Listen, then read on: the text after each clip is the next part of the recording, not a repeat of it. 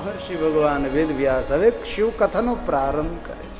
અને જ્યારે ભગવાન વ્યાસ શિવ મહાપણ કથાનો પ્રારંભ કરે છે ત્યારે એમનો એક શબ્દ એક સમય, બસ એક સમય આવું બન્યું હતું.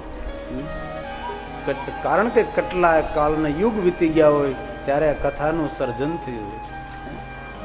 તો ભગવાન વ્યાસના શબ્દો છે એક સમય, એક સમય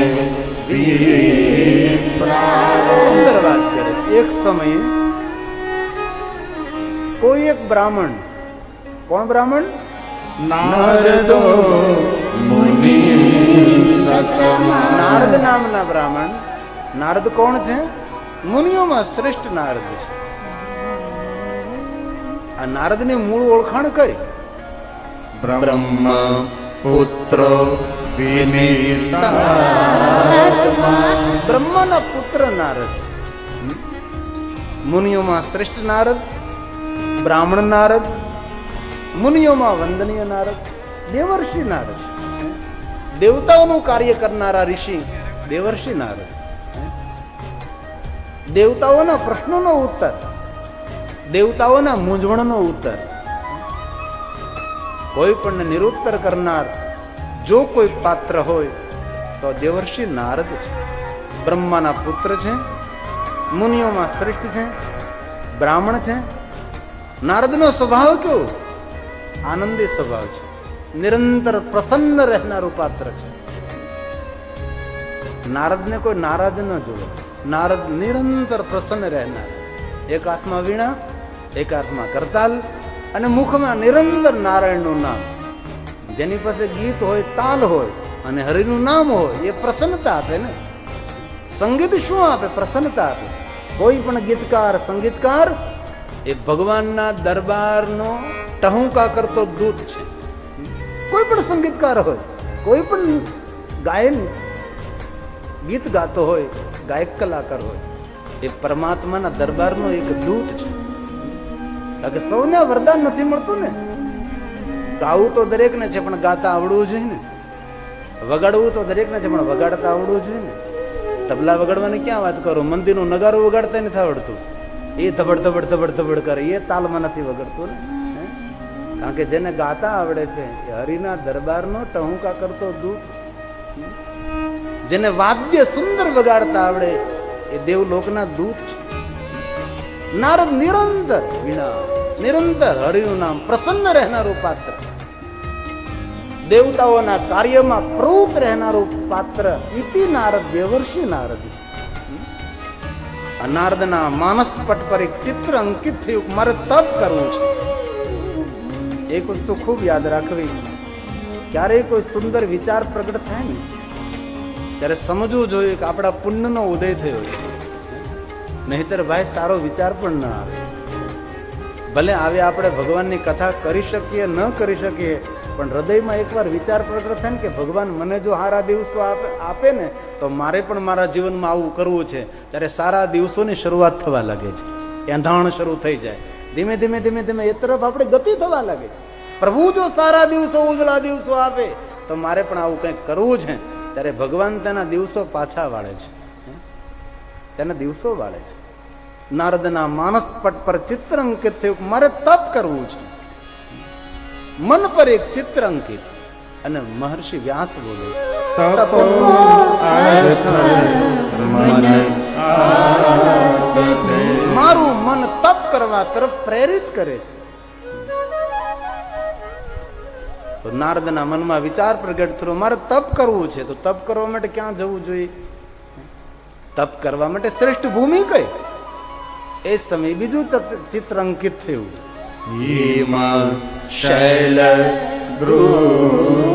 હિમાલય પહાડમાં જાઉં અને ત્યાં જઈને સુંદર તપ કરું. આ નારદ તપ કરવાના હેતુથી હિમાલય પહાડમાં આવે છે. હિમાલય પહાડોની કંદરાઓ, હિમાલય પહાડના વૃક્ષો, હિમાલય પહાડના સુંદર ઝરણાઓ, દિવ્ય દર્શન હિમાલયનું છે. આમ ફરતા ફરતા નારદ એક સ્થાન પર જોવે છે, સુંદર દિવ્ય ગુફા છે, અતિ રમણીય, મનને આનંદ આપનારી, મનને આકર્ષિત કરનારી, આમ દેખતા જ મનને શાંતિ પમાડનારી એ સુંદર એક ગુફા છે. અતિ શોભાયુક્ત છે. વ્યાસ બોલે છે કાંચી પરમ શોભના. શોભાયુક્ત દિવ્ય ગુફા, હિમાલય પહાડ, હિમાલય પહાડની ચટ્ટાનો, હિમાલય પહાડના સુંદર સુંદર વૃક્ષો અને એ ગુફાની સામે એક સુંદર નદી વહે છે. મહર્ષિ બોલ, વ્યાસ બોલે છે યાત સમીપે સુર નદી. કોઈ સામાન્ય નદી નહીં ભાઈ, દેવતાઓની નદી. ધ્યાન દેના, હિમાલય પહાડ, સુંદર ગુફા, દિવ્ય રમણીય ગુફા અને ગુફાની સામે સુંદર એક સરિતા. કેવી સરિતા? સૂર નદી. સૂર એટલે દેવતાઓ, દેવતાઓની નદી. માં ભાગીરથી, માં ગંગા વહે છે. અને હિમાલય પહાડની ગંગા ધીરે ધીરે ન ચાલે. હિમાલય પહાડની ગંગા કેવી રીતે ચાલે? સદા વહતી વેગતા. આને શબ્દ ચિત્ર કહેવાય છે.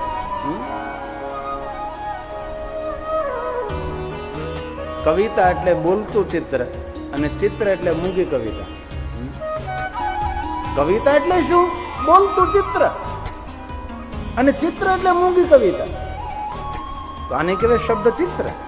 હિમાલય પહાડની ગંગા ધીરે ધીરે ન ચાલે. હિમાલય પહાડની ગંગા કેવી રીતે ચાલે? સદા વહતી વેગથી ગંગાનો પ્રવાહ ચાલે. આમાંથી અનેક એવા પવિત્ર આત્માઓ હોય જેને હિમાલયના 4 ધામની યાત્રા કરી. આમાંથી કોઈ ગંગોત્રી ગયા હોય, યમનોત્રી ગયા હોય, બદ્રી કેદાર ગયા હોય, બુઢા કેદાર ગયા હોય, પંચ કેદાર ગયા હોય, મૂળ કેદાર ગયા હોય. કેદાર એક નથી, કેદાર અનેક કેદાર છે. આપણું જ્યોતિર્લિંગ કેદારેશ્વર મહાદેવ, હિમાલય પહાડ. શરદભાઈ એક સરસ વાત કરી કે આજે આપણા સોમનાથ મહાદેવ જ્યોતિર્લિંગ એમનો પાટોત્સવ છે. 67મો પાટોત્સવ છે, 67. અને જ્યારે સોમનાથ મહાદેવની પ્રતિષ્ઠા થયેલી ને ત્યારે 108 તોપની સલામી અપાયેલી. નાવમાં તોપ રાખીને 108 તોપની સલામી એ સમયમાં આપી હતી. આજે 68 વર્ષ થઈ ગયા. આ સોમનાથ મહાદેવનો પાટોત્સવ આજે છે. 67 અને આ કથા પણ 567ની કથા છે.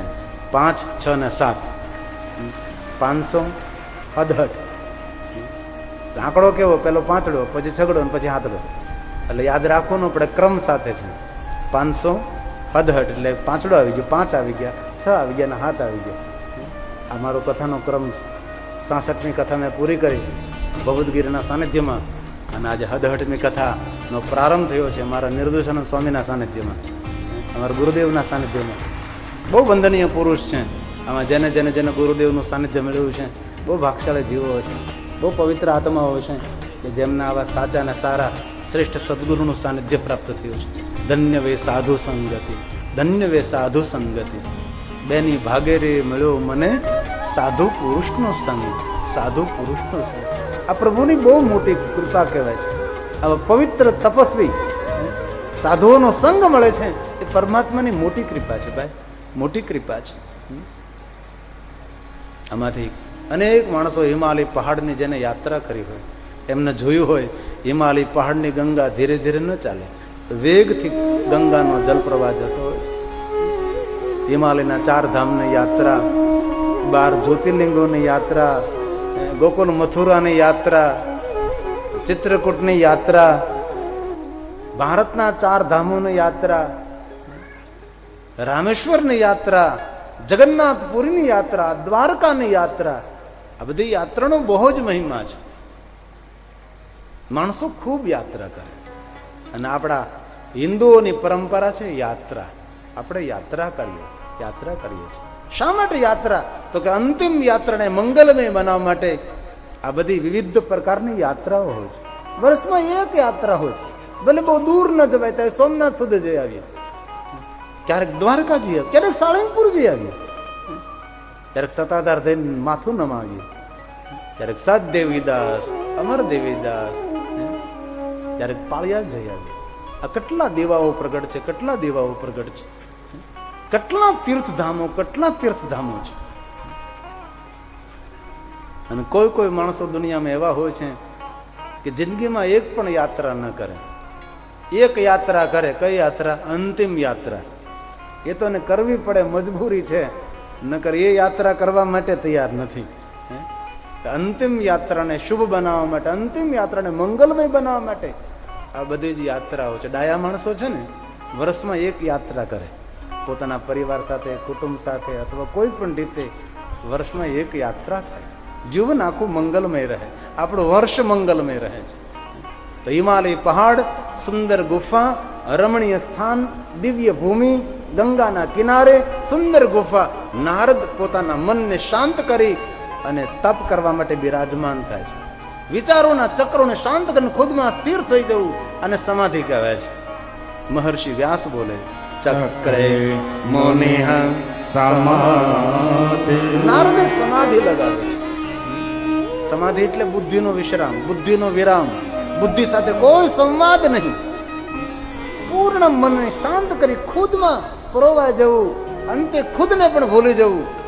બુદ્ધિનો વિશ્રામ ઇતિ સમાધિ. સમાધિ અતિ કઠિન વિષય છે. સમાધિ, બુદ્ધિનો પૂર્ણ વિરામ, પૂર્ણ વિશ્રામ. નારદે સમાધિ લગાવી. દેવતાઓ જય જયકાર કરવામાં, ઋષિઓનો જય જયકાર કરે છે. નારદને સમાધિ લાગી, નારદના તપનો જય જયકાર. ઇન્દ્ર નથી, કોનો જય જયકાર થાય? ઇન્દ્રએ આમ જોયું, ઓ નારદનો જય જયકાર. આ ઇન્દ્રદેવ પોતાના મિત્ર કામદેવને મોકલે છે.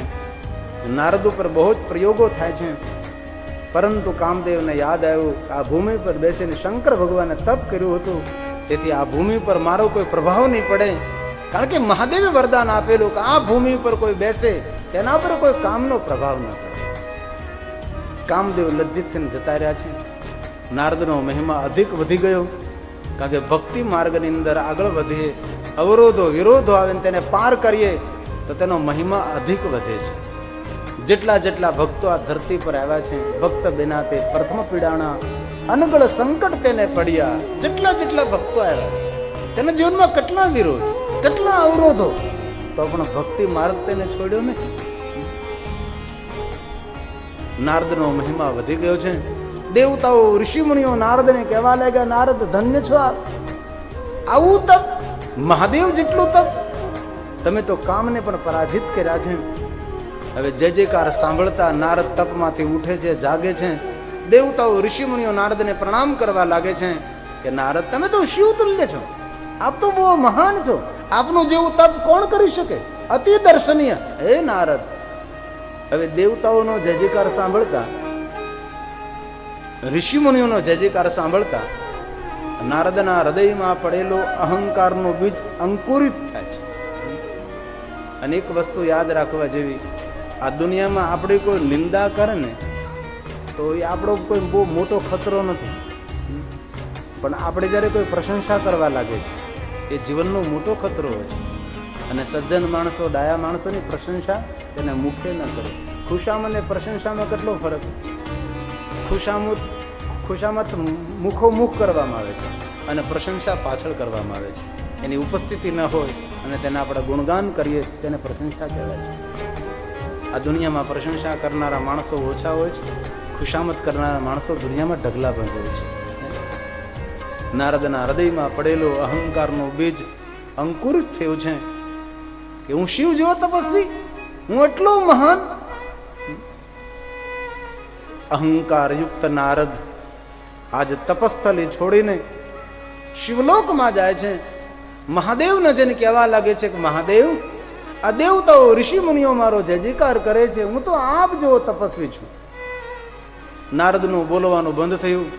શંકર ભગવાન બોલે છે, શૃણુ મદવચઃ નારદ, મારી વાત તમે સાંભળો. આ શ્લોક મહાદેવના મુખમાંથી પ્રગટ થાય છે અને શંકર ભગવાન નારદને કહે છે, એ નારદ, હે તાત નારદ કેટલા સુંદર શબ્દ પ્રયોગ. હે તાત. તાત શબ્દનો અર્થ પિતા તુલ્ય, સદગુરુ તુલ્ય, મૂર્ધન્ય પૂજ્ય વ્યક્તિ, આદરણીય વ્યક્તિ, પ્રાતકાલ યાદ કરવા જો વ્યક્તિત્વ, તેને તાત કહેવાય છે. આ શબ્દ કોઈ સામાન્ય માણસો સાથે પ્રયોગ ના કરાય ને. તાત શબ્દ એટલે ઋષિ મુનિઓ માટે દેવતાઓ માટે અતિ અતિ પૂજનીય વ્યક્તિ હોય, સદગુરુ તુલ્ય હોય, અતિ પવિત્ર જેનું ચરિત્ર ચારિત્ર હોય, એવા મહાપુરુષો માટે શબ્દ પ્રયોગ થાય, હે તાત. તમે જો મહાદેવની દ્રષ્ટિએ નારદનું સ્થાન કેટલું ઊંચું છે. હે તાત નારદ પ્રાજ્ઞ મહાજ્ઞાની નારદ, આપ ધન્ય છો. ધન્યસ્તવં શૃણુ મદન નારદ મારી વાત તમે સાંભળો. વાચ્યમેવં કુત્રાપી. નારદ આપે જે મને કહ્યું છે, હવે તમે કોઈને કહેશો નહીં. નારદ મૌન રહો. આપે ખુદની પ્રશંસા કરી છે, તમારા પોતાની પ્રશંસા આપ કરો છો. નારદ આપે મને જે કહ્યું છે ને, એ દેવલોકમાં કોઈને નહીં, પણ ભૂલથી હરિની આગળ તો આ વાતની રજૂઆત ન કરતા. શંકર ભગવાન બોલ્યા છે, હરે વિશેષ કરીને નારદ હું કહું છું, હરિની સામે આ વાતની રજૂઆત તમે આપ નહીં કરો. ભગવાન વિષ્ણુને કહેવાની ના કહી છે. નારદ તપ, સાધના, અનુષ્ઠાન, સત્કર્મ, પુણ્યકર્મ, દાન કર્મ, ગોપ્યમ ગોપ્યમ સર્વથા. નારદ તમે તપ કર્યું છે, આપ મૌન રહો. આ તપની વાતો જેને તેને તમે કહેતા ફરશો તો તમારું પુણ્ય ખતમ થઈ જશે, પુણ્ય તમારું ઓછું થઈ જશે. તમારે જો આ દરેક માણસનો સ્વભાવ હોય છે. નાનકડું સરખું સત્કર્મ કરે એનો કેટલો મોટો પ્રચાર કરે, પણ દુનિયામાં એક માણસ તો બતાવે એવો કે પાપનો પ્રચાર કરે કે મેં આ પાપ કર્યું, મેં આ પાપ કર્યું, મેં આ કર્યું. પુણ્ય કર્મનો ખૂબ પ્રચાર. હું રોજની 100 માળા કરું છું, સૌને કહેતા ફરે. હું રોજની 10 માળા કરું છું, કહેતા ફરે. હું સોમવારે ઉપવાસ કરું છું, સૌને કહેતા ફરે. હું મંગળવાર કરું છું, રવિવાર કરું છું, એકાદશીનો ઉપવાસ કરું છું, દર પૂર્ણિમાએ સત્યનારાયણ ભગવાનની કથા કરું છું, ગૌશાળા જઈને ગાયોને ઘાસ સારો ખવડાવું છું. આમાં અનેક સત્કર્મો ગાયા કરે. પાપ કર્મો ગાનારા કેટલા માણસો? કોઈ નહીં, કોઈ નહીં. આ શંકર ભગવાને કહ્યું છે, નારદ પુણ્ય કર્મો સત્કર્મો ગાવાથી ભસ્મ થઈ જાય છે. મહાદેવજી બોલે છે, હે નારદ મનો તમે મારી સામે જે બોલ્યા છો, બ્રુહ્યા એટલે બોલું. નારદ આપ જે મારી સમક્ષ બોલો છો, ખુદનું વૃતાંત કોઈને ન કહેવું.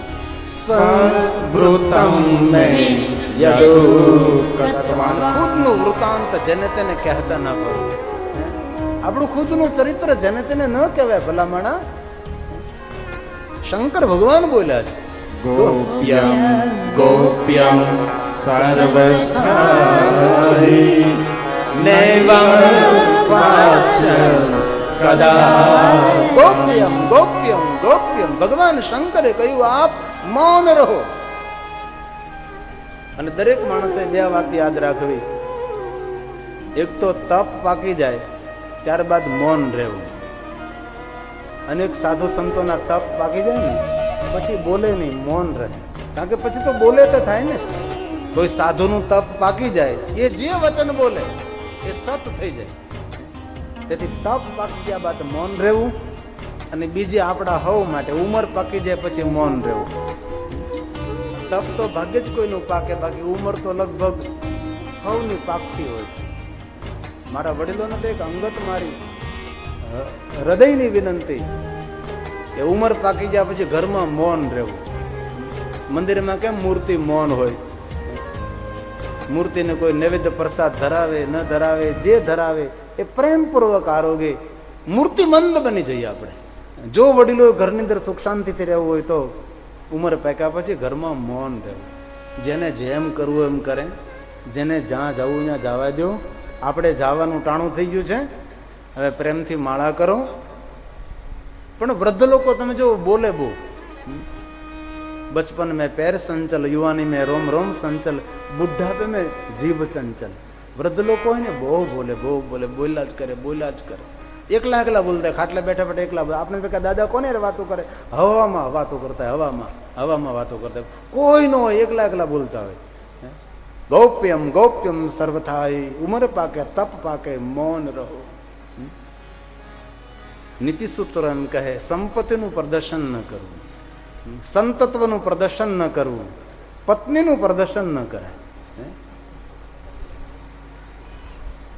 ભગવાન શંકર કહે છે, નારદ આપ મૌન રહો. હવે આપણે જેની તેની આગળ આ તમે વાતો નહીં કરો, આપ મૌન રહો નારદ. અને જીવનની કોઈ કોઈ વાતો હોય અને બને ત્યાં સુધી આપણા પેટમાં રહે ને એ જ આપણા હિતમાં હોય છે.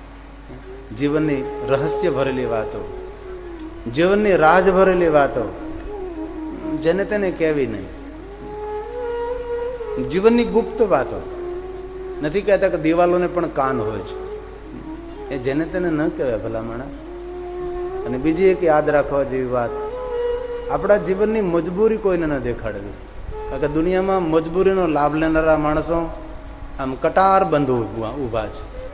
આપણી મજબૂરીમાં આપણને મદદ કરનારા માણસો આ દુનિયામાં બહુ જ્વલે હોય તો હોય, બાકી આપણી મજબૂરીનો લાભ લેનારા માણસો દુનિયામાં બહુ હોય છે. તેથી કાંઈ પણ જીવનની નાની મોટી મજબૂરી હોય, થોડું ધૈર્ય રાખો, થોડા શાંત રહો. જરૂર ધીરે ધીરે હર મુશ્કેલીનો અંત તો હોય જ ને. દરેક દુઃખની કોઈને કોઈ તો ઔષધિ છે જ. જેથી જ્યારે જ્યારે દુઃખના દિવસો હોય ત્યારે હતાશ નહીં, નિરાશ નહીં, ડિપ્રેશનમાં નહીં, થોડી હિંમત રાખો, થોડું મૌન રહો, પ્રભુ ભજનની માત્રા વધારો, થોડું ધૈર્ય. જેની તેની આગળ આંસુ પાડવાનો કોઈ અર્થ નથી ભાઈ. કારણ કે આંસુઓના પ્રતિબિંબ દેખાય એવા ક્યાં દર્પણ હોય છે આ દુનિયામાં? આંસુઓના પ્રતિબિંબ દેખાય એવા ક્યાં દર્પણ હોય? અને કહ્યા વગર સવળું સમજે એવા ક્યાં દુનિયામાં સગપણ હોય છે ભલામણ? કહ્યા વગર સવળું, અરે કહો તો નથી સમજતા, તો જેની તેની સામે આંસુ પડવાનો કયો અર્થ ભલામણ? ખામોશી કુછ કહ જાતી હૈ, किसी का सुख कान लगा कर सुनो, इनसे तो अच्छा है किसी का दुख हृदय से सुनो. કોઈનું દુઃખ હોય હૃદયથી સાંભળીએ, હૃદયથી સાંભળીએ. એ માણસનું દુઃખ હળવું થાય છે. પણ જેની તેની આગળ દુઃખ, જેની તેની આગળ મજબૂરી, જેની તેની આગળ આંસુ પાડવા, આ દુનિયા આપણી મજબૂરીનો લાભ ઉઠાવી છે. ભગવાન મહાદેવ નારદને કહે છે, નારદ આપ શાંત રહો, આપ મૌન રહો. તમે મને જે કહ્યું છે કોઈને આગળ નહીં, હરિને તો તમે ભૂલથી ના બોલો. પણ નારદના હૃદયમાં રહેલો અહંકાર, અહંકારી કોની વાત માને, કોઈની વાત ન સ્વીકારે. અહંકાર યુક્ત નારદ આજે શિવલોક છોડીને વૈકુંઠ લોક તરફ જાય છે. ભગવાન વિષ્ણુની પાસે જાય છે. વિષ્ણુ ભગવાનની પાસે જઈને ખુદની પોતાની પ્રશંસા કરવા લાગે છે. વિષ્ણુ ભગવાન મૌન થઈને સાંભળે છે. નારદની વાત પૂરી થઈ. હવે ખુદ ભગવાન વિષ્ણુ બોલે છે, નારદ આપ જેવા સાધુઓ મારા વૈકુંઠ લોકમાં આવે, આપ જેવા મહાપુરુષો મારા વૈકુંઠ લોકમાં આવે, સમજો આજે દુનિયાના તીર્થો આવી ગયા. વિષ્ણુ ભગવાન નારદને આવકારે છે. આ શ્લોક વિષ્ણુ ભગવાનના મુખમાંથી પ્રગટ થયો છે. કૃત આગમયંતે, નારદ મહાદેવની પાસે ગયા તો મહાદેવજી શું કહ્યું? હે તાત નારદ. નારદનું સ્થાન કેટલું શ્રેષ્ઠ છે. આ નારદજી વિષ્ણુ ભગવાનની પાસે ગયા તો વિષ્ણુજી શું કહ્યું? હે તાત, આપનું આગમન મારા માટે શુભ છે. વિષ્ણુ ખુદ બોલે છે, કિમર્થં ચાગતઃ કન્યાસ્તવં મુનિ શારદુ તીર્થોહમ તો તવાક્રમ. આપ જેવા સાધુ મારા વૈકુંઠ લોકમાં, સમજો દુનિયાના તીર્થો આવી ગયા. વિષ્ણુ ભગવાન નારદ માટે એટલું મધુર બોલ્યા, એટલું મધુર બોલ્યા છે. ભગવાન વિષ્ણુજીએ ઉદાર બનીને નારદની પ્રશંસા કરી છે. અને તમે જો, જેને પ્રશંસા બહુ વાલી લાગે ને એ અંદરથી અહંકારી છે. એક મોટું મનોવિજ્ઞાન છે.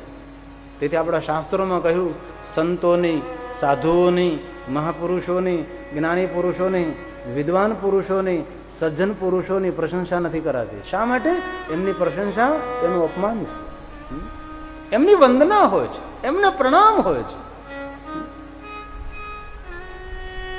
વિષ્ણુ ભગવાનના મધુર વાક્યો સાંભળતા નારદના અભિમાનમાં વૃદ્ધિ થઈ. નમ્ર માણસની પ્રશંસા કરી તો તેની નમ્રતામાં વૃદ્ધિ થાય. અહંકારી માણસોના વખાણ કરો તો તેના અહંકારમાં વૃદ્ધિ થાય. આ પુરાણ સાક્ષી પૂરે છે. વિષ્ણુ ભગવાનના મધુર વાક્યો સાંભળતા નારદના અભિમાનમાં, નારદના ગર્વમાં વૃદ્ધિ થઈ છે. મહર્ષિ વ્યાસ બોલ્યા છે, વિષ્ણુ વાક્ય મિતિ શ્રુત્વા વિષ્ણુ ભગવાનના મધુર વાક્યો સાંભળતા નારદો ગર્વિતો મુનિ. નારદના ગર્વમાં, નારદના અભિમાનમાં વૃદ્ધિ થઈ છે. આમ તો નીતિ સૂત્રો એવું કહે છે, સ્વજનની પ્રશંસા ન કરવી. જેનું આપણે હિત કરવું હોય ને એમના બહુ વખાણ ન કરવા, કારણ કે એનું પતન થઈ જાય છે. કોઈ નિંદા કરે તો એમાં આપણો ખતરો નથી, પણ આપણે કોઈ વારંવાર પ્રશંસા કરતા રહે એમાં ક્યારેક અહંકારનો ભય રહે છે. અને અહંકાર નરકનો દ્વાર છે. અહંકાર પતનનો માર્ગ છે. અહંકાર દુઃખનો માર્ગ છે. અહંકાર પીડાનો માર્ગ છે. જે માણસો અભિમાની બની અને સૌની નિંદા કરવા લાગે છે એ માણસો નરકના ભાગી બને છે. આ વાત કોની છે? ગોસ્વામી તુલસીની વાત છે. સુરશ્રુતિ દેવતાઓની, ધર્મગ્રંથોની, સાધુ સંતોની, મહાપુરુષોની નિંદા કરવા લાગે, અભિમાની બની જાય છે. તેના માટે તુલસી એમ કહે કે નરકનો ભાગી બની જાય છે. ધ્યાન દેના શબ્દો પર.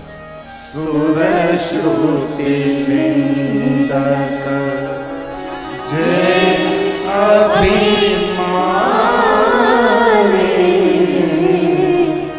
રૌરવ નરક પરહિત પ્રાણ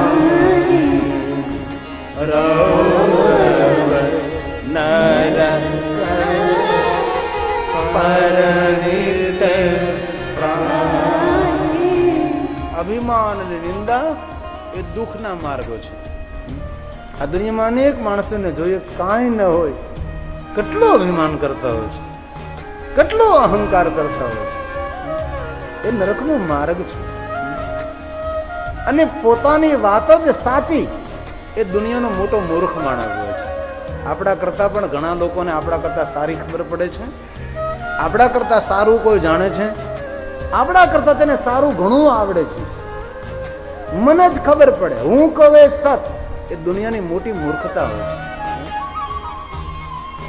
આપણી પાસે જે બુદ્ધિ છે ને એના કરતા તો હજારો ગણી બુદ્ધિ કોઈની આગળ હોય છે. પણ અભિમાન માણસને દેખવા નથી. અભિમાની માણસને અંધ કહ્યો છે. અભિમાની બનીને જે હવની નિંદા કરે, સૌના છિદ્રો ખોલે છે, એના માટે તુલસીએ જવાબ આપી દીધો કે એ નરકનો ભાગી થાય છે, એ દુઃખનો ભાગી થાય છે. આ દુનિયામાં ભગવાન કોઈને દુઃખ આપતા જ નથી. ભગવાનને કેવો સમય છે કે દુઃખના પોટલા આપણા પર મૂકે? પણ આપણું અભિમાન, આપણો અહંકાર, આપણી ખોટે નિંદા કરવાની આદત, બીજાનું ગંદુ બોલવાની આદત, બીજાનું ખરાબ બોલવાની આદત માણસને દુઃખી કરે છે, માણસને દુઃખી કરી દે છે. ડાયા માણસો કોઈની નિંદા ન કરે, ડાયા માણસો કોઈના છિદ્રો ન ખોલે. ડાયો માણસ નમ્ર બનીને રહે, વીર નમ્ર બનીને રહે. આ સજ્જન ને ડાયા માણસોનું શ્રેષ્ઠ લક્ષણ છે. વિષ્ણુ ભગવાનના મુખેથી પ્રશંસા સાંભળતા નારદના અભિમાનમાં, નારદના અહંકારમાં વૃદ્ધિ થઈ છે. વિષ્ણુ ભગવાન નારદનું અભિમાન જોઈ અને મહાદેવને યાદ કરવા લાગે છે. બીજાની ભૂલ જોઈને પોતાની ભૂલને સુધારી લે છે. એને સમજદાર માણસ કહેવાય છે. અહંકાર કરે છે નારદ અને સ્તુતિ ભગવાન વિષ્ણુ કરે છે. શંકર ભગવાનને યાદ કરવા લાગે કે મહાદેવ, નારદ જેવો સાધુ, નારદ જેવા તપસ્વી જો અહંકારી બનતા હોય તો ભગવાન અમારા પર કૃપા કરજે. અમને મળેલું સામર્થ્ય, તેનો અભિમાન, તેનો અહંકાર ના આવે. અહીંયા વિષ્ણુજી મહાદેવને યાદ કરે છે. આ વિષ્ણુના મુખમાંથી પ્રગટ થયેલા દિવ્ય શબ્દો છે. દેવ દેવ મહાદેવ પ્રસિદ્ધ પરમેશ્વર ધન્યસ્તવં શિવ ધન્ય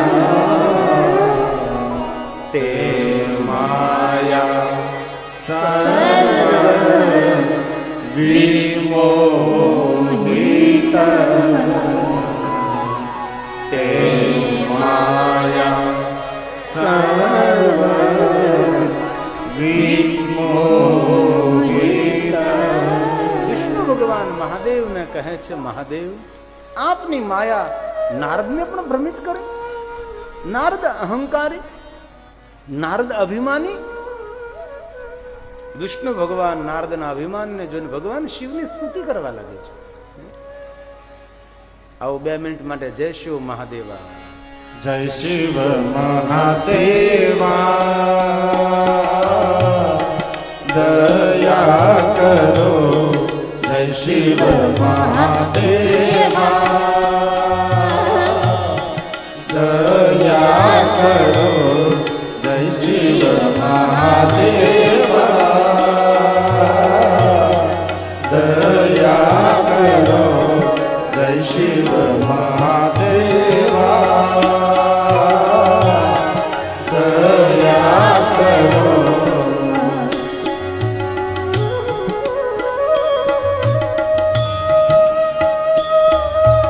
હે મહાદેવ,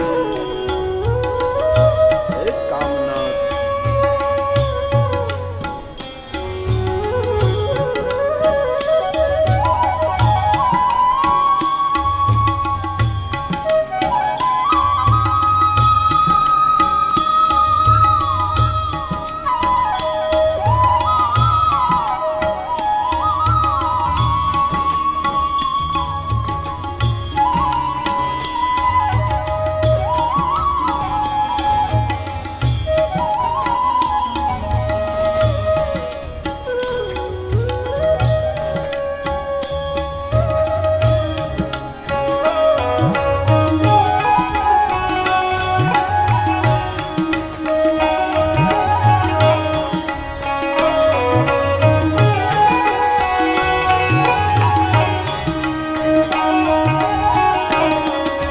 શિવ મહાદેવા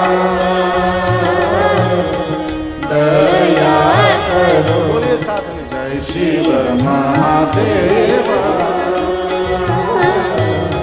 દયા કરો.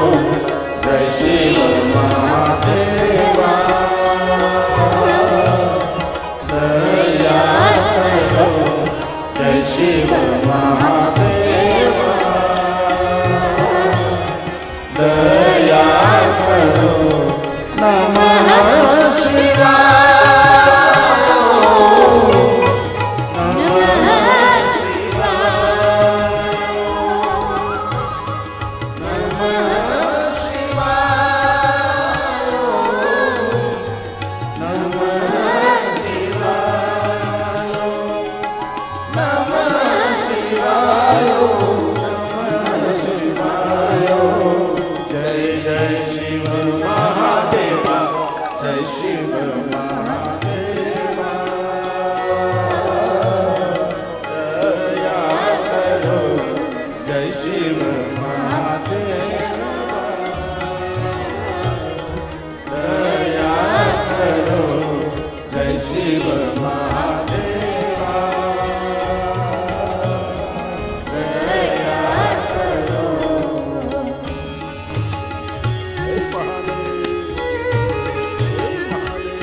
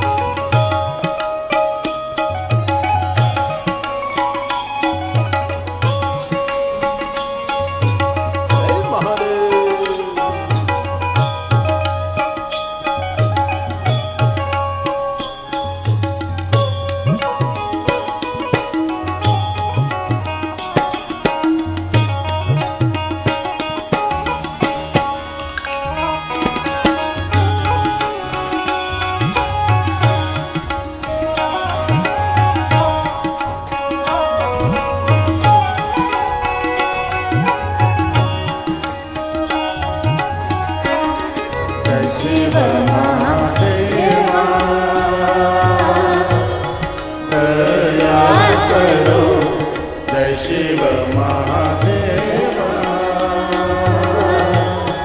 દયા કરો જય શિવ મહાદેવા દયા કરો જય શિવ મહાદેવા દયા કરો નમઃ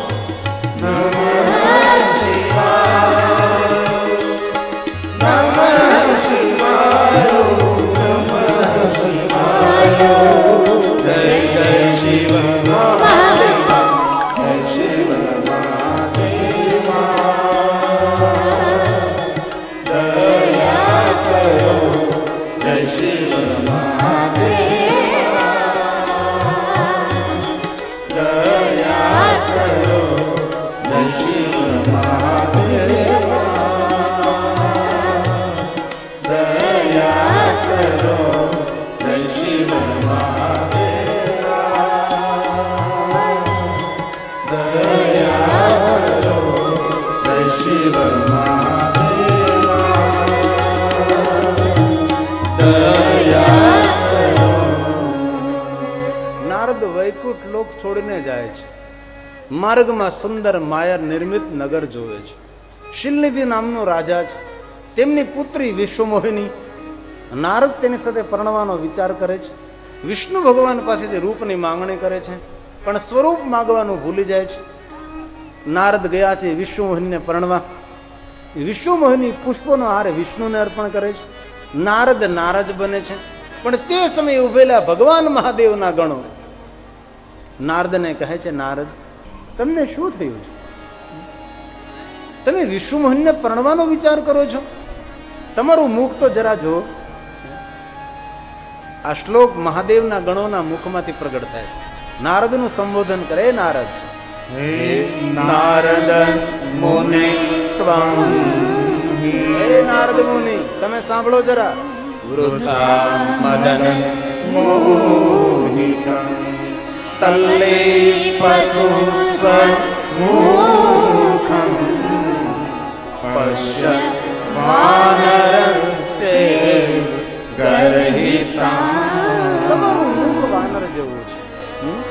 શંકર ભગવાનના ગણો નારદને એમ કહે છે કે આપનું મુખ વાંદર જેવું છે.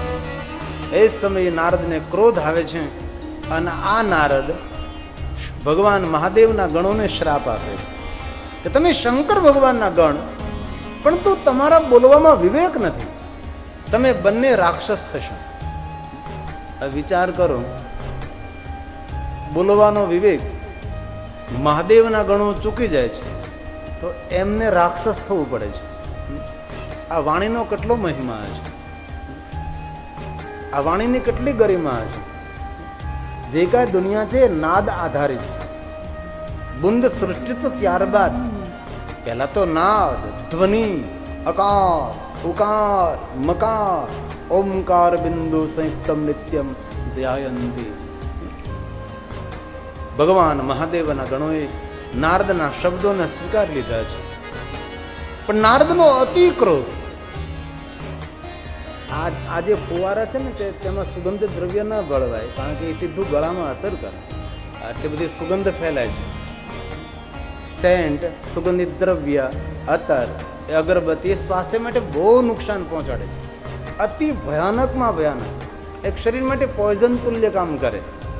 મગજના જ્ઞાન તંતુને ખતમ કરી દે.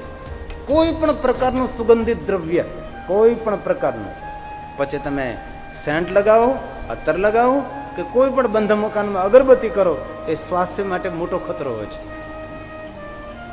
આ સીધી ગળાને અસર કરે. આ સુગંધ પાણી સાથે જે મિશ્રણ કર્યું છે તે. ક્રોધયુક્ત નારદ વિષ્ણુ ભગવાનની પાસે જાય છે.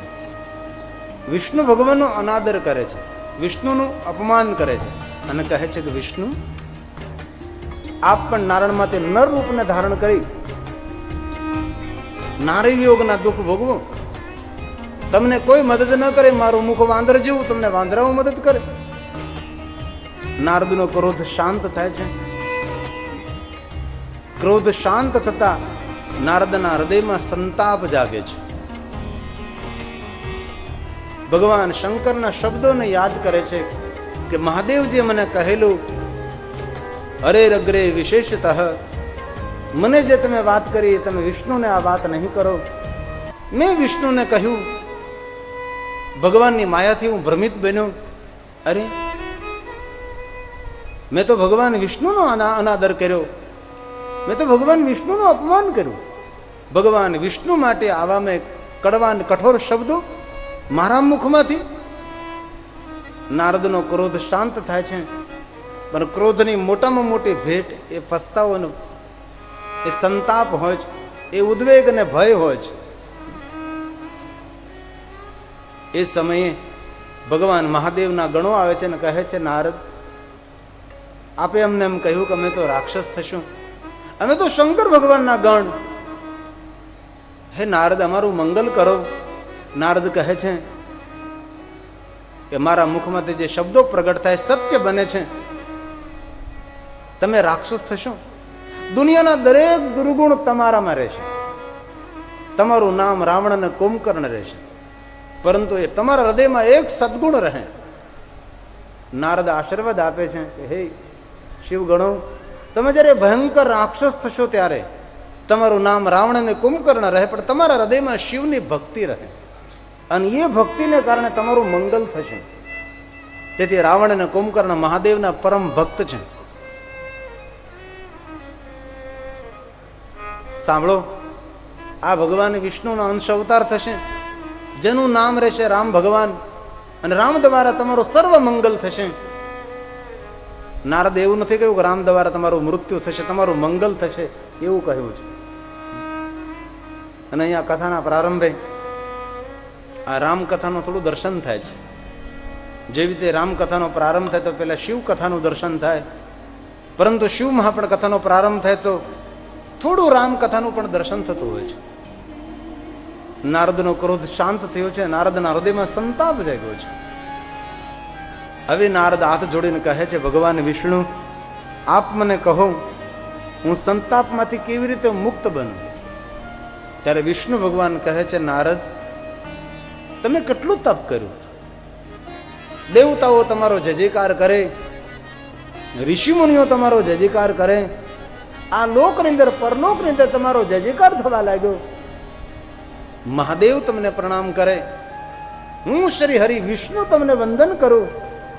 નારદ, તમારો અહંકાર, તમારો ક્રોધ, તમારા માટે પતનનું કારણ બન્યું છે. ઋષિમુનિઓ કહે છે કોઈ પણ માણસના પતનનું કારણ કયું હોઈ શકે છે? એમનું અભિમાન, એમનો ક્રોધ જડમૂળમાંથી માણસને ખતમ કરી દે છે. આપણી સામે 1000 આપણા દુશ્મનો બંદૂક લઈને ઉભા હોય ને તોય આપણો અહિત ન કરી શકે. જે આપણો ક્રોધ અને આપણું અભિમાન જે આપણું જડમૂળમાંથી ખરાબ કરી શકે છે. અહીં વિષ્ણુ ભગવાન બહુ સરસ બોલે છે. વિષ્ણુ ભગવાન નારદને કહે છે, નારદ, જ્યારે માણસ ક્રોધ કરે છે ને ત્યારે તેના પુણ્યનો ક્ષય થાય છે. ક્રોધ કરવાથી માણસ તેજહીન બને છે. ક્રોધ કરવાથી માણસની આયુષ્ય ખતમ થઈ જાય છે. ક્રોધ એટલે મૃત્યુને આમંત્રણ આપવું. ક્રોધ એટલે મૃત્યુનું નિમંત્રણ. નારદ, ક્રોધ અજ્ઞાનથી ઉત્પન્ન થાય અને અભિમાનથી તેનો વધારો થાય છે. એ નારદ, ક્રોધ અને કટુ શબ્દો સાથે ઘનિષ્ઠ સંબંધ હોય છે. આ દુનિયામાં કોઈ પણ માણસને જ્યારે ક્રોધ આવે છે ત્યારે ક્રોધમાં એ માણસ મધુર નથી બોલી શકતો ને. ક્રોધમાં એ માણસના મુખમાંથી કડવા કડવા જહેર તુલ્ય, પોઈઝન તુલ્ય શબ્દોનું પ્રાગટ્ય થાય છે. અને જ્યારે માણસને ક્રોધ આવે છે ત્યારે તેની આંખ પણ બંધ થઈ જાય, તેના કાન પણ બંધ થઈ જાય, તેનું મુખ ખુલી જાય છે. ક્રોધી માણસ કોઈ ઉપર દયા ના રાખી શકે. ક્રોધી માણસ ખુદ પોતાની જાત ઉપર દયા નથી રાખી શકતો. કારણ કે ક્રોધ એ જડમૂળમાંથી દયાનું વિસર્જન કરે છે. તમારે જોવું, જ્યારે માણસ ક્રોધમાં આવે ત્યારે આત્મહત્યા કરવા તરફ પ્રેરિત થઈ જાય. ક્રોધી માણસ અન્ય કોઈ ઉપર તો દયા ભૂલથી ન રાખી શકે. ક્રોધી માણસ ખુદ ઉપર પણ દયા ન રાખી શકે. કારણ કે જ્યાં ક્રોધ હોય ત્યાં દયાનું વિસર્જન હોય છે. અત્યંત ક્રોધી માણસ આંખ હોય તો પણ તેને અંધ માનવામાં આવે છે. ક્રોધ વિવેકનો જડમૂળમાંથી નાશ કરે છે. ક્રોધનું તોફાન વિવેકને દૂર ધકેલી દે છે. ક્રોધ રૂપનું ભક્ષણ કરે છે. ક્રોધ યુવાનીનું ભક્ષણ કરે છે. ક્રોધ પુણ્યનું ભક્ષણ કરે છે. એક વાત કહું, ક્રોધ એ પ્રતિષ્ઠાના જડમૂળમાંથી ખતમ કરે છે. ક્રોધ એ લાગણીનું બાષ્પીભવન કરે છે. જેમ સૂર્યનો તાપ પડતો હોય અને પેલું પાણીનું બાષ્પીભવન થઈ જાય, એવી રીતે ક્રોધ લાગણીઓનું બાષ્પીભવન કરી દે છે. એ છે ક્રોધ. જડમૂળમાંથી લાગણી ખતમ થઈ જાય છે. આપણને કોઈ ઉપર, આપણા ઉપર કોઈને બહુ જ લાગણી હોય અને આપણે એમના પર જ્યારે ક્રોધ કરીએ છીએ ત્યારે એમની લાગણી જડમૂળમાંથી હણાઈ જાય છે. ક્રોધ એટલે કોઈની લાગણીનો શિકાર કરવો. ક્રોધ એટલે માણસના પ્રેમની હત્યા. એ જે ક્રોધ અતિ ભયાનક, અતિ મોટો શત્રુ. ક્યારેય કોઈ ઉપર આપણને બહુ જ લાગણી હોય અને એ માણસ આપણી લાગણીને આંકી ન શકે ત્યારે એટલું જરૂર સમજવું જોઈએ કે ભંગારનો વેપારી સોનાનું મૂલ્ય ન કરી શકે. આ વાતને બહુ ધ્યાનપૂર્વક સમજી લેવી. પર બહુ જ લાગણી હોય અને એ માણસ આપણી લાગણીનું કોઈ મૂલ્ય ન સમજે તો જીવનમાં સમજી જવું જોઈએ કે ભંગારનો વેપારી સોનાનું મૂલ્ય ન સમજી શકે. તેથી સાધુ તરીકેની હૃદયની પ્રાર્થના, જ્યારે ક્રોધ આવે ત્યારે મૌન બની જઈએ. કારણ કે ક્રોધને જીતવાનું આ જગતમાં કોઈ શસ્ત્ર જ નથી. ક્રોધને જીતવાનું કોઈ શસ્ત્ર હોય તો એનું નામ છે મૌન. ક્રોધને જીતનારો સહાયક કોઈ જો આપણી પાસે સાધન હોય તો એનું એક જ નામ છે મૌન. મૌન. ક્રોધને કોઈની ઓળખાણ ન હોય. ક્રોધ આવે છે, અમારો પિતા છે, અમારી માતા છે, અમારો પતિ છે, મારી પત્ની છે, મારા બાળકો છે. ક્રોધને કોની સાથે સંબંધ? કોઈ સાથે સંબંધ નહીં. ભગવાન શંકરે ભવાનીને કહ્યું કે ભવાની, ક્રોધ તો ચાંડાલ છે. કોઈ માણસને ક્રોધ આવ્યો ને તેને સ્પર્શ કરીએ તો સ્નાન કરવું પડે છે, પવિત્રકરણ કરવું પડે છે. હવે કોઈને ક્રોધ આવે ને સ્નાન કરવું પડતું, એને સ્પર્શ કરવાથી સ્નાન કરવું પડે, તેને સ્પર્શ કરવાથી પવિત્રકરણ કરવું પડે. તો જે માણસને ક્રોધ આવતો એ માણસને કેવી રીતે પવિત્ર કરવો? ક્રોધ કરવાથી લોહીનું પાણી બની જાય, ક્રોધ કરવાથી રોગ પ્રતિકારક શક્તિ ખતમ થઈ જાય છે, ક્રોધ કરવાથી માણસનું મુખ વિકૃત બની જાય છે. ક્યારેક અનુભવ કરજો, આપણા ઘરનો કોઈ પણ વ્યક્તિ ક્રોધ કરતો હોય અને એ સમયે તેનો ફોટો પાડી લેવો. હવે તો કેમેરો કઈ રાખવાની જરૂર નથી, દરેકના મોબાઈલમાં કેમેરા આવી ગયા છે. જ્યારે કોઈ પણ ઘરનો સભ્ય અતિ ક્રોધ કરતો હોય ત્યારે ધીમેકથી તેનો મોબાઈલમાં ફોટો પાડી લેવો અને એ માણસ શાંત થઈ જાય પછી તેનો રૂપાળો ફોટો એનો દેખાડવો. એ કેવો લાગે છે, એ કેવો દેખાય છે. કારણ કે ક્રોધ એ રૂપનો શિકાર કરે છે, ક્રોધ સૌંદર્યનો શિકાર કરે છે. માણસો લાંબુ જીવવા માટે, પ્રસન્ન રહેવા માટે તસ્તી નથી લેતા. પ્રસન્ન રહેવાથી માણસ ખૂબ લાંબુ જીવી શકે છે. પ્રસન્નતા એ રોગનો નાશ કરે છે. સદા પ્રસન્ન રહેનારો માણસ કોઈ પણ ક્ષેત્રમાં સફળ થઈ શકે છે. સદૈવ પ્રસન્ન રહેવું પરમાત્માનું શ્રેષ્ઠ આરાધન છે. ક્રોધ એ મૃત્યુ છે ને પ્રસન્નતા એ જીવન છે. પ્રસન્નતા એ જીવન છે. પરમાત્માને ક્રોધ પ્રિય નથી, પરમાત્માને પ્રસન્નતા પ્રિય છે, પરમાત્માને ખુશી પ્રિય છે, પરમાત્માને આનંદ પ્રિય છે. જય સચ્ચિદાનંદ, ખુદ આનંદમાં રહે. પરમાત્માનું રૂપ છે આનંદ. તેથી વ્યાકુળ ક્રોધમાં ગમગીન રહેવું એ તો જીવનની મોટી નુકસાની છે. વિષ્ણુ ભગવાન નારદને કહે છે, નારદ તમે કેટલું તપ કર્યું, તમે કેવી સાધના કરી, પૂરો દેવલોક, પૂરો ઋષિ સમાજ તમારો જયજયકાર કરે, તમને પ્રણામ કરે, અને તમે અહંકારી બની ક્રોધ કરી, શિવ ગણોને શ્રાપ આપી, મારી સાથે દુર્વ્યવહાર કરીને તમારા પુણ્યનો ક્ષય કર્યો છે. અને સાંભળો નારદ, જ્યારે પુણ્યનો ક્ષય થઈ જાય ત્યારે મારા માણસના હૃદયમાં સંતાપ, ઉદ્વેગ ને ભય, તમારા પુણ્યનો ક્ષય થયો છે. નારદ હાથ જોડીને કહે છે, ભગવાન હવે હું શું કરું? મારા પુણ્યનું મેં વિસર્જન કર્યું, આપ મને હવે કહો, આ સંતાપમાંથી, આ ઉદ્વેગમાંથી, આ ભયમાંથી હું કેવી રીતે મુક્ત બનું? હવે વિષ્ણુ ભગવાન બહુ સરસ બોલે છે. અહીંયા વિષ્ણુ ભગવાન અને નારદનો સુંદર સંવાદ છે. જો એક વસ્તુ યાદ રાખવા જેવી ખરી કે ભગવાન વિષ્ણુ અને નારદ તો એ પાત્રો છે, એમનો સંવાદ છે. આપણો વિવાદ મટાડવા માટે આ સંવાદ હોય છે. ભગવાન વિષ્ણુ બોલે છે, નારદ સંતાપમાંથી છૂટવા માટે મારી પાસે એક પહેલો માર્ગ છે.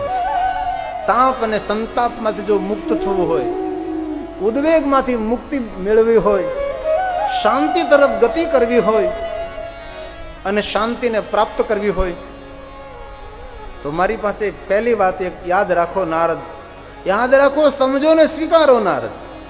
આ શ્લોક વિષ્ણુ ભગવાનના મુખમાંથી પ્રગટ થાય છે. સર્વં શ્રુતિ શ્રુતં શૈવં મંત્ર જપં શરો. વિષ્ણુ ભગવાન બોલ્યા છે. વિષ્ણુ ભગવાન નારદને કહે છે, નારદ જે મંત્રનો મહિમા દેવ ગાય, વેદ ગાય, પુરાણ ગાય, જે મંત્ર શંકર ભગવાનનો મંત્ર છે, જે મંત્રના અક્ષરો 6 રહેલા છે, એ મંત્રનો જાપ કરો. જે આદિ મંત્ર છે, મૂળ મંત્ર છે, મહામંત્ર છે, શ્રેષ્ઠ મંત્ર છે, સર્વોપરી મંત્ર છે, એ મંત્રનો જાપ કરો નારદ તમે. આ વિષ્ણુ ભગવાન કહે છે, સર્વ શ્રુતિ શ્રુતમ શૈવમ.